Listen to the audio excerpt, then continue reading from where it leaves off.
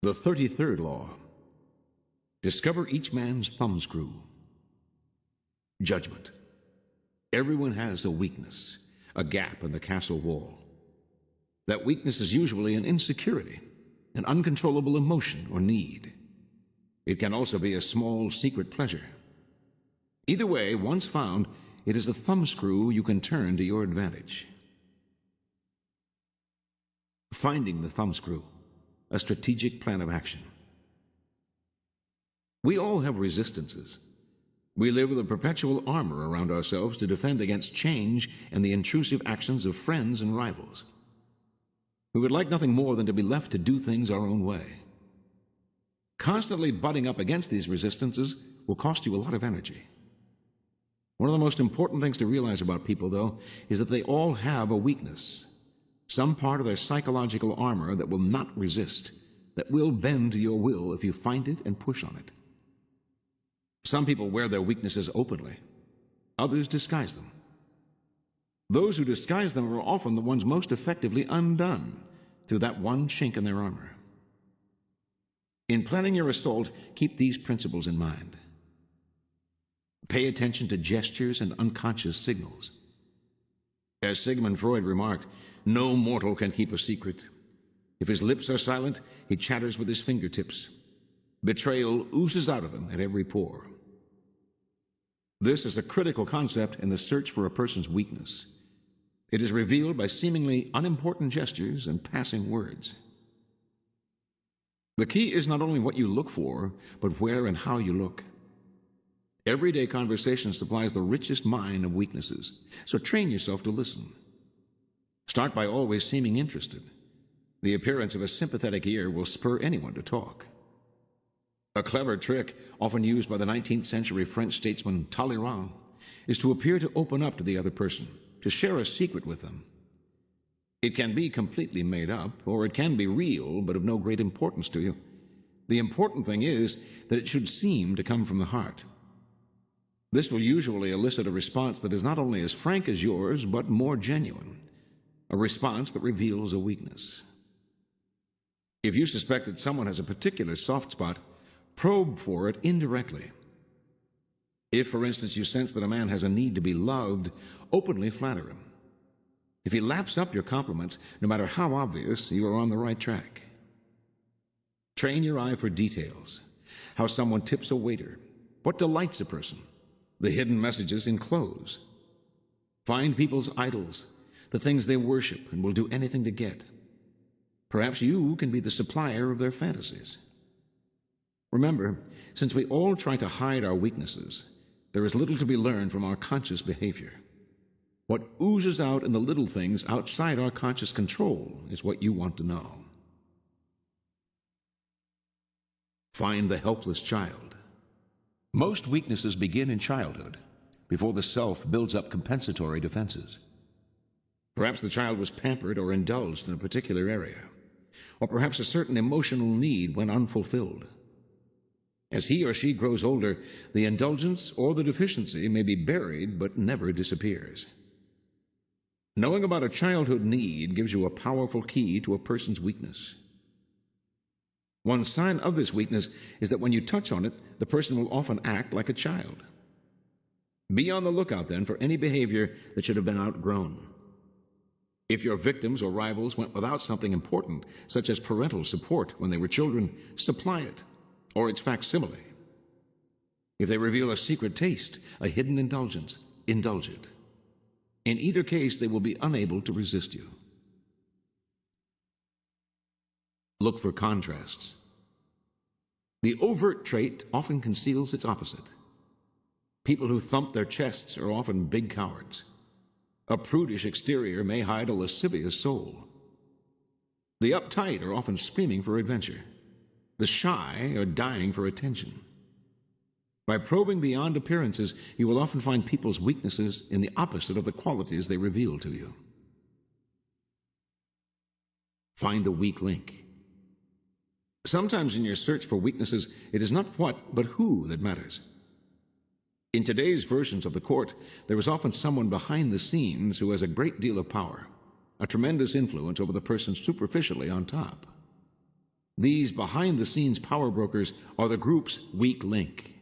Win their favor, and you indirectly influence the king. Alternatively, even in a group of people acting with the appearance of one will, as when a group under attack closes ranks to resist an outsider, there is always a weak link in the chain. Find the one person who will bend under pressure. Fill the void. Two main emotional voids to fill are insecurity and unhappiness. The insecure are suckers for any kind of social validation. As for the chronically unhappy, look for the roots of their unhappiness. The insecure and the unhappy are the people least able to disguise their weaknesses. The ability to fill their emotional voids is a great source of power, and an indefinitely prolongable one.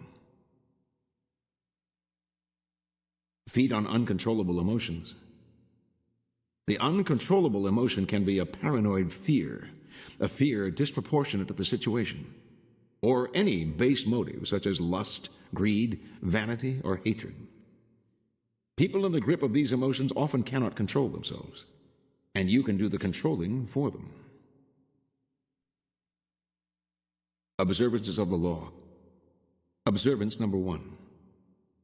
In 1615, the 30-year-old Bishop of Luçon, later known as Cardinal Richelieu, gave a speech before representatives of the three estates of France: clergy, nobility, and commoners. Richelieu had been chosen to serve as the mouthpiece for the clergy, an immense responsibility for a man still young and not particularly well known. On all of the important issues of the day, the speech followed the church line. But near the end of it, Richelieu did something that had nothing to do with the church and everything to do with his career. He turned to the throne of the 15-year-old King Louis XIII and to the Queen Mother, Marie de Médicis, who sat beside Louis as the regent ruling France until her son reached his majority. Everyone expected Richelieu to say the usual kind words to the young king. Instead, however, he looked directly at and only at the Queen Mother. Indeed, his speech ended in long and fulsome praise of her, praise so glowing that it actually offended some in the church. But the smile on the Queen's face as she lapped up Richelieu's compliments was unforgettable. A year later, the Queen Mother appointed Richelieu Secretary of State for Foreign Affairs, an incredible coup for the young bishop. He had now entered the inner circle of power, and he studied the workings of the court as if it were the machinery of a watch. An Italian, Concino Concini, was the Queen Mother's favorite, or rather her lover, a role that made him perhaps the most powerful man in France. Concini was vain and foppish, and Richelieu played him perfectly, attending to him as if he were the king. Within months, Richelieu had become one of Concini's favorites. But something happened in 1617 that turned everything upside down. The young king, who up until then had shown every sign of being an idiot, had Concini murdered and his most important associates imprisoned. In so doing, Louis took command of the country with one blow, sweeping the Queen Mother aside. Had Richelieu played it wrong? He had been close to both Concini and Marie de Médicis, whose advisers and ministers were now all out of favor, some even arrested. The Queen Mother herself was shut up in the Louvre, a virtual prisoner. Richelieu wasted no time. If everyone was deserting Marie de Médicis, he would stand by her. He knew Louis could not get rid of her, for the king was still very young and had, in any case, always been inordinately attached to her. As Marie's only remaining powerful friend, Richelieu filled the valuable function of liaison between the king and his mother. In return, he received her protection and was able to survive the palace coup, even to thrive. Over the next few years, the Queen Mother grew still more dependent on him, and in 1622 she repaid him for his loyalty. Through the intercession of her allies in Rome, Richelieu was elevated to the powerful rank of cardinal. By 1623, King Louis was in trouble. He had no one he could trust to advise him, and although he was now a young man instead of a boy, he remained childish in spirit, and affairs of state came hard to him. Now that he had taken the throne, Marie was no longer the regent, and theoretically had no power. but she still had her son's ear, and she kept telling him that Richelieu was his only possible savior. At first, Louis would have none of it. He hated the cardinal with a passion, only tolerating him out of love for Marie.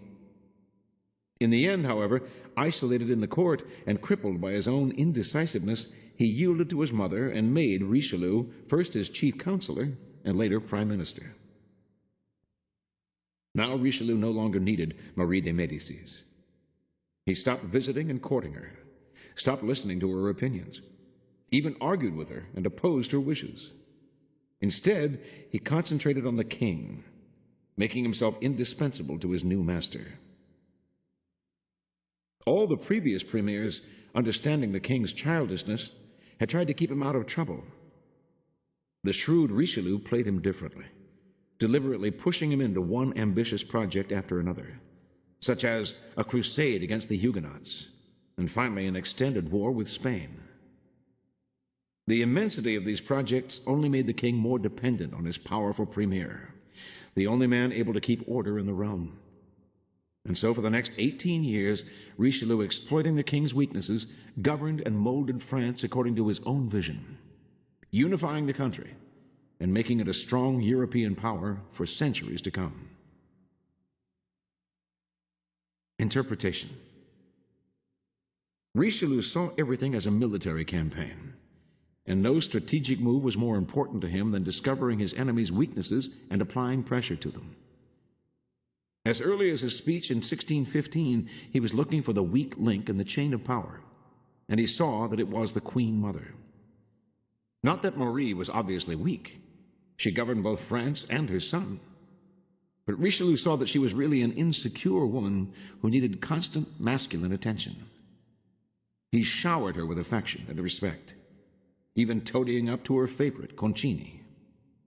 He knew the day would come when the king would take over, but he also recognized that Louis loved his mother dearly and would always remain a child in relation to her. The way to control Louis, then, was not by gaining his favor, which could change overnight, but by gaining sway over his mother, for whom his affection would never change. Once Richelieu had the position he desired, prime minister, he discarded the Queen Mother, moving on to the next weak link in the chain, the king's own character. There was a part of him that would always be a helpless child in need of higher authority. It was on the foundation of the king's weakness that Richelieu established his own power and fame. Remember, when entering the court, find the weak link. The person in control is often not the king or queen. It is someone behind the scenes, the favorite, the husband or wife, even the court fool. This person may have more weaknesses than the king himself, because his power depends on all kinds of capricious factors outside his control. Finally, when dealing with helpless children who cannot make decisions, play on their weakness and push them into bold ventures. They will have to depend on you even more, for you will become the adult figure whom they rely on to get them out of scrapes and to safety.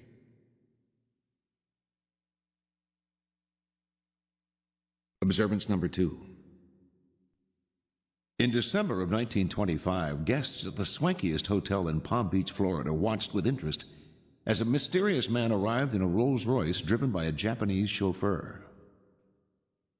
Over the next few days, they studied this handsome man, who walked with an elegant cane, received telegrams at all hours, and only engaged in the briefest of conversations.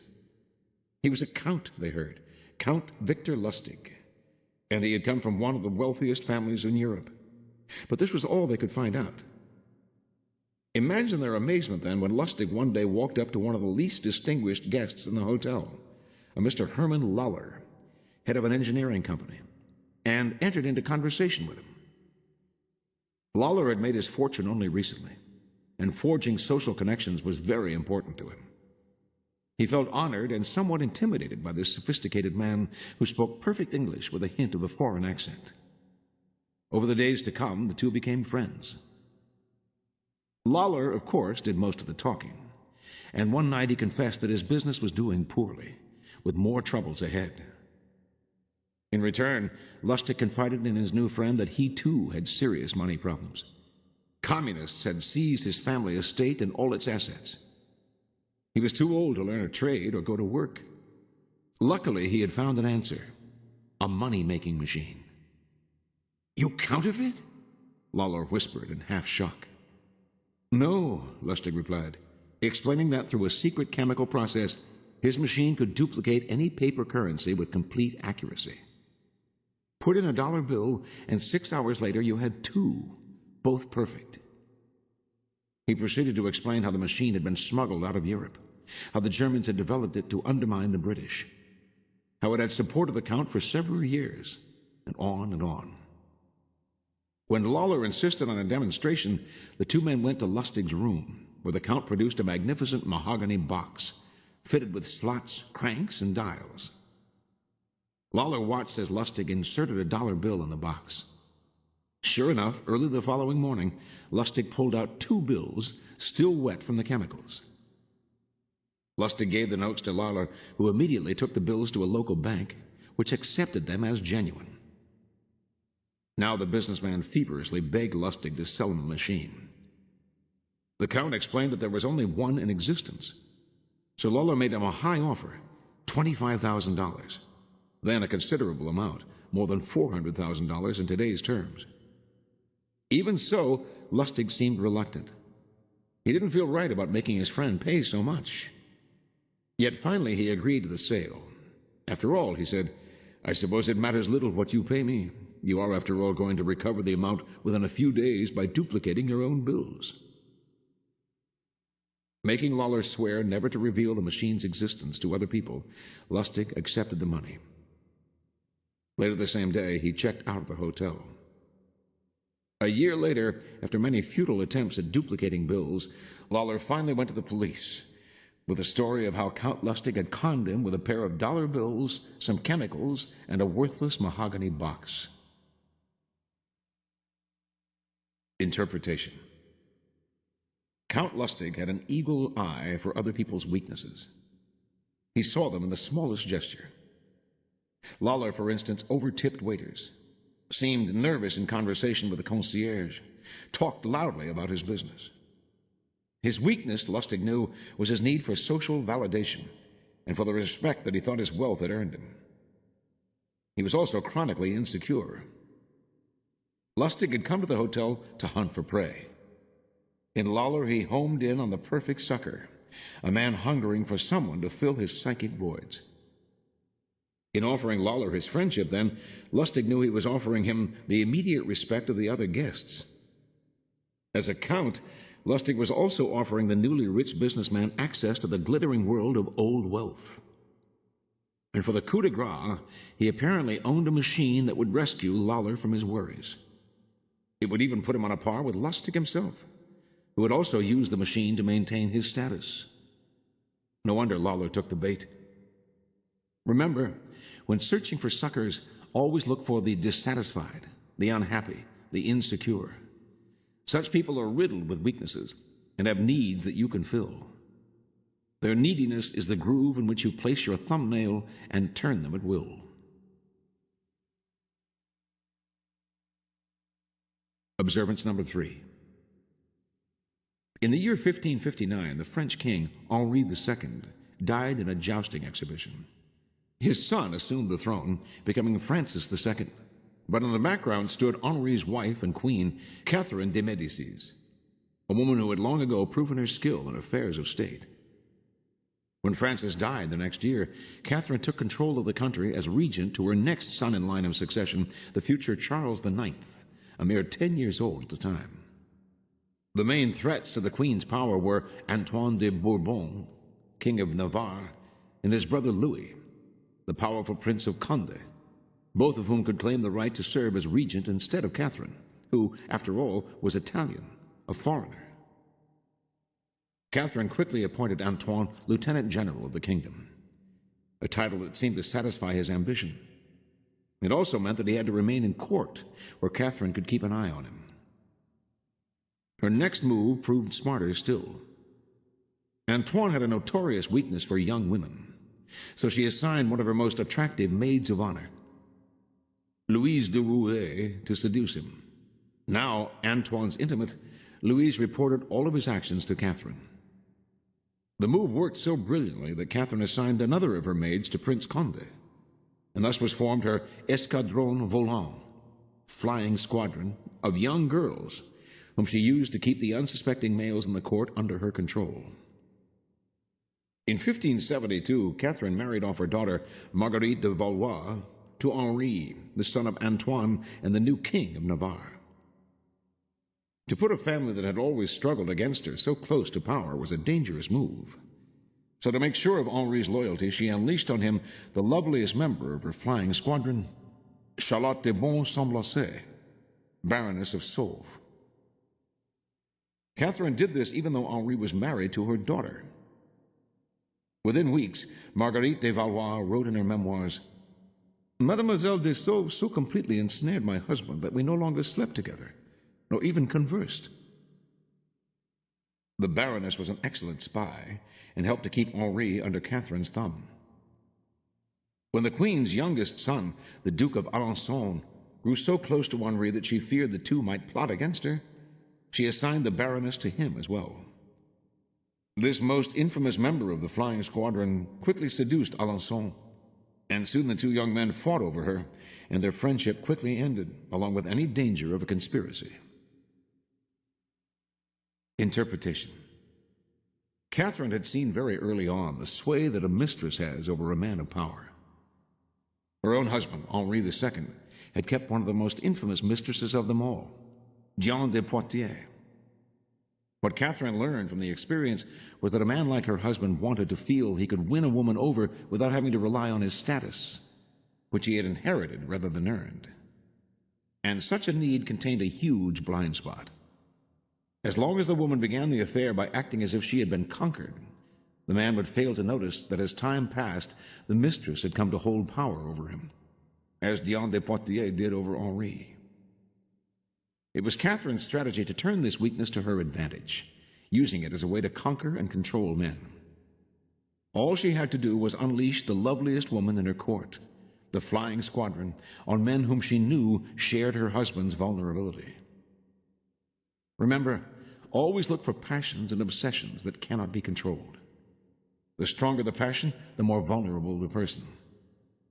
This may seem surprising, for passionate people look strong.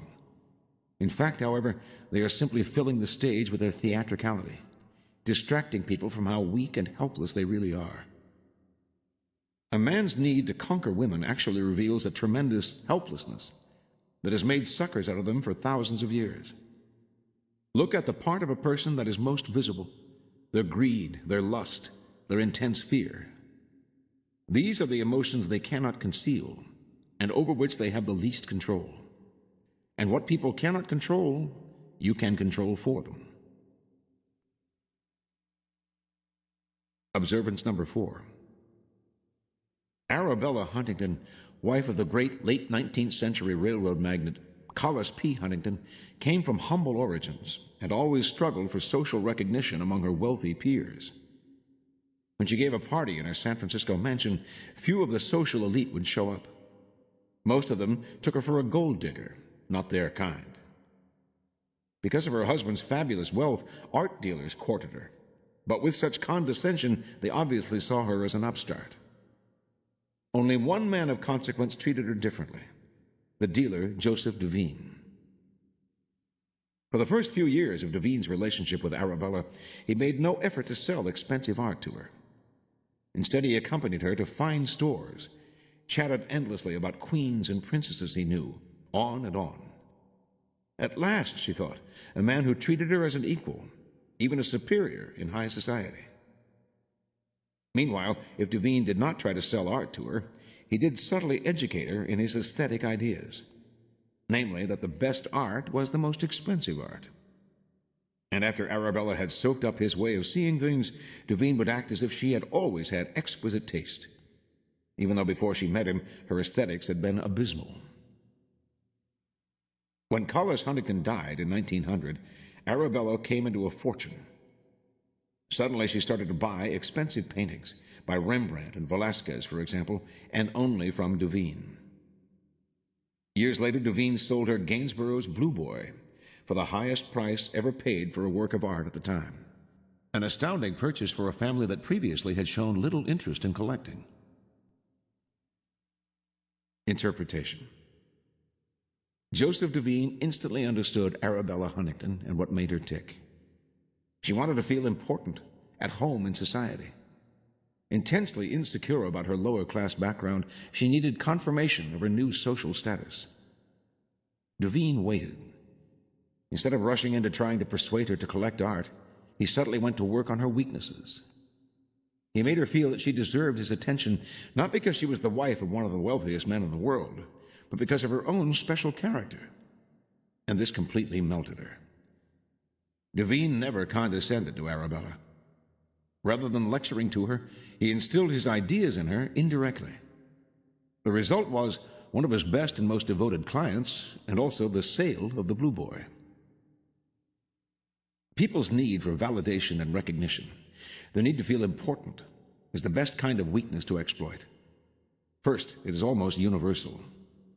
Second, exploiting it is so very easy. All you have to do is find ways to make people feel better about their taste, their social standing, their intelligence. Once the fish are hooked, you can reel them in again and again, for years. You are filling a positive role, giving them what they cannot get on their own. They may never suspect that you are turning them like a thumbscrew. And if they do, they may not care, because you are making them feel better about themselves. And that is worth any price. Observance number 5. In 1862, King William of Prussia named Otto von Bismarck Premier and Minister for Foreign Affairs. Bismarck was known for his boldness, his ambition, and his interest in strengthening the military. Since William was surrounded by liberals in his government and cabinet, politicians who already wanted to limit his powers, it was quite dangerous for him to put Bismarck in this sensitive position. His wife, Queen Augusta, had tried to dissuade him, but although she usually got her way with him, this time William stuck to his guns. Only a week after becoming prime minister, Bismarck made an impromptu speech to a few dozen ministers to convince them of the need to enlarge the army. He ended by saying, "The great questions of the time will be decided not by speeches and resolutions of majorities, but by iron and blood." His speech was immediately disseminated throughout Germany.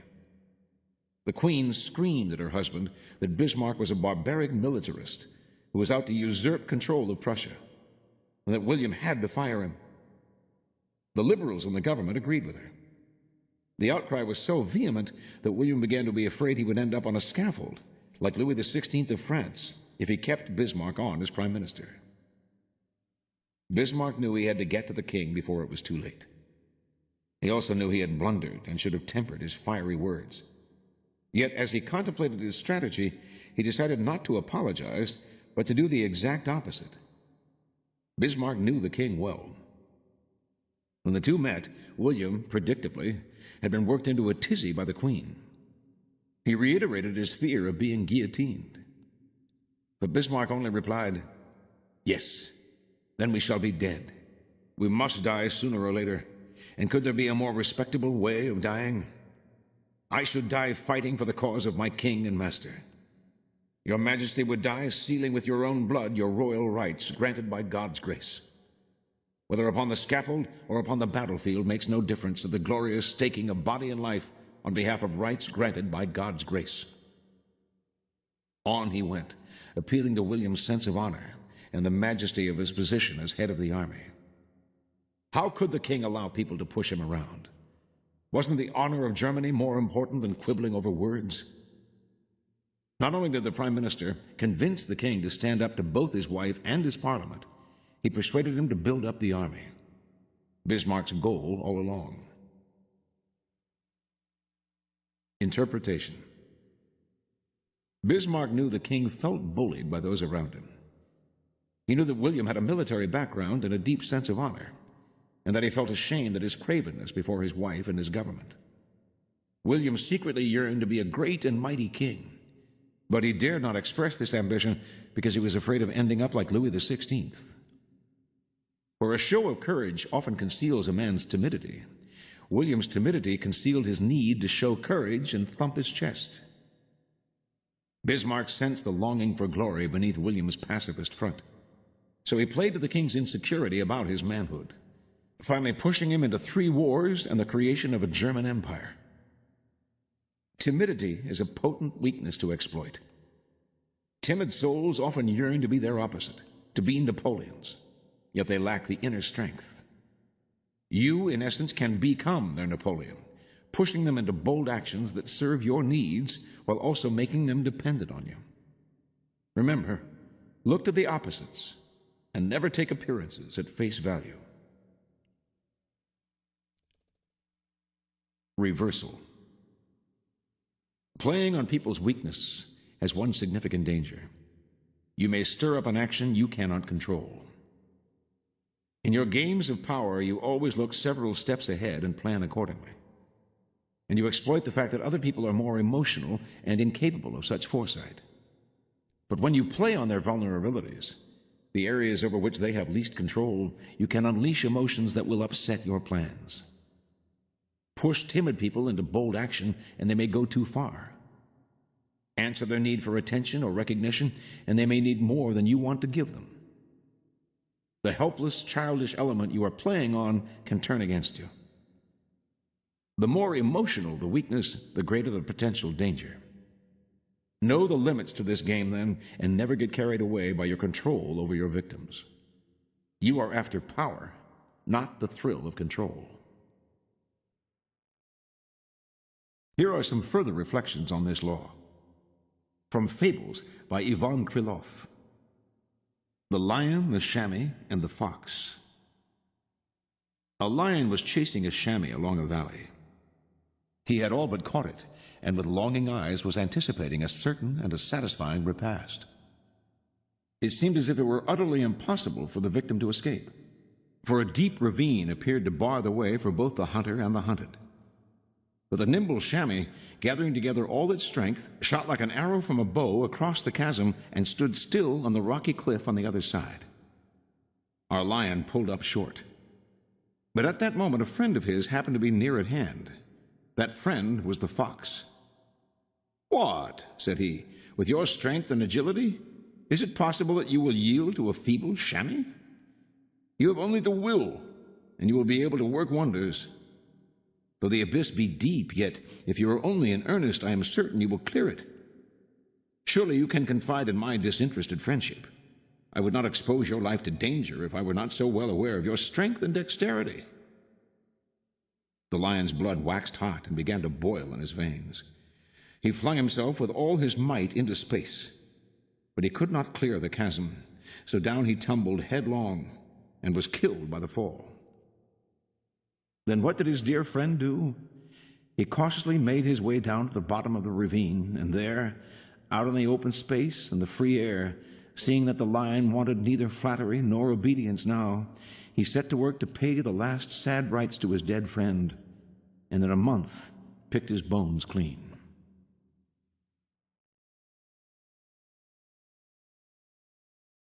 From Hollywood by Garson Kanin.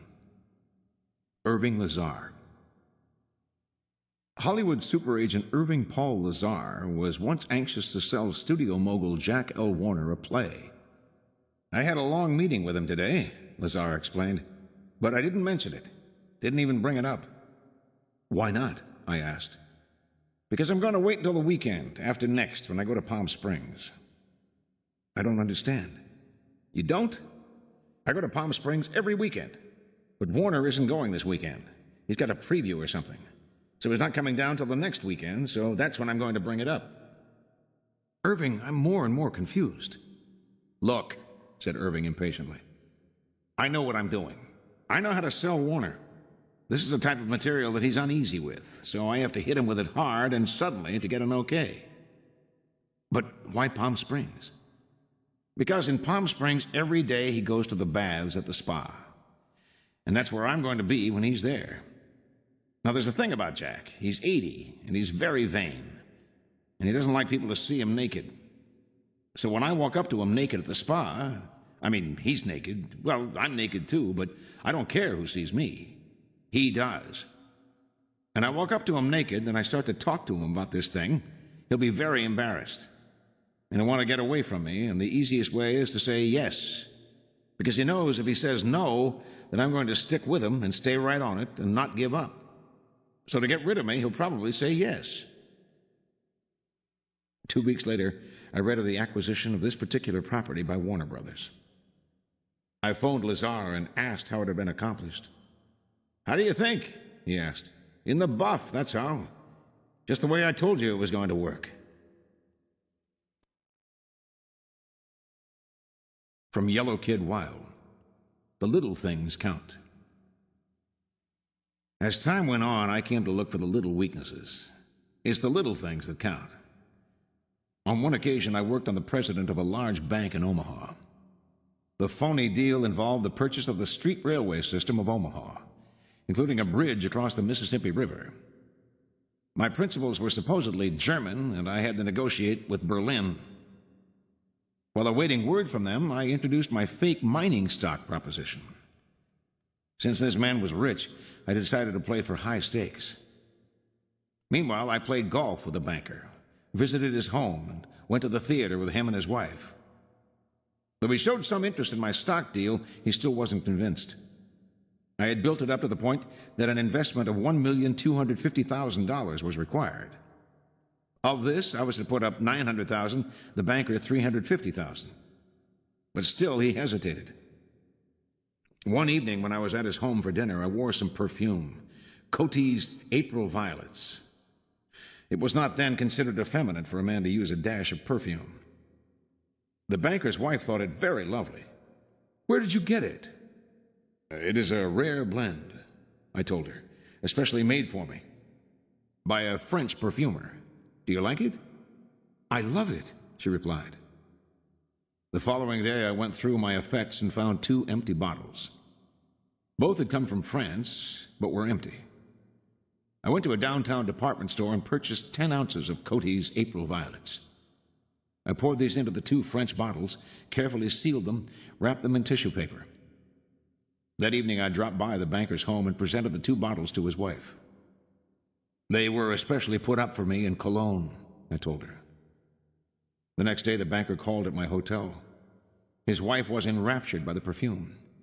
She considered it the most wonderful, the most exotic fragrance she had ever used.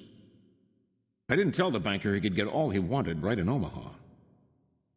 "She said," the banker added, "that I was fortunate to be associated with a man like you." From then on, his attitude was changed, for he had complete faith in his wife's judgment. He parted with the $350,000. This, incidentally, was my biggest con score. From Arthur Schopenhauer. And while I am on the subject, there is another fact that deserves mention. It is this: a man shows his character just in the way in which he deals with trifles, for then he is off his guard. This will often afford a good opportunity of observing the boundless egoism of a man's nature and his total lack of consideration for others. And if these defects show themselves in small things, or merely in his general demeanor, you will find that they also underlie his actions in matters of importance, although he may disguise the fact. This is an opportunity which should not be missed. If in the little affairs of every day, the trifles of life, a man is inconsiderate and seeks only what is advantageous or convenient to himself, to the prejudice of others' rights, if he appropriates to himself that which belongs to all alike, you may be sure there is no justice in his heart, and that he would be a scoundrel on a wholesale scale, only that law and compulsion bind his hands.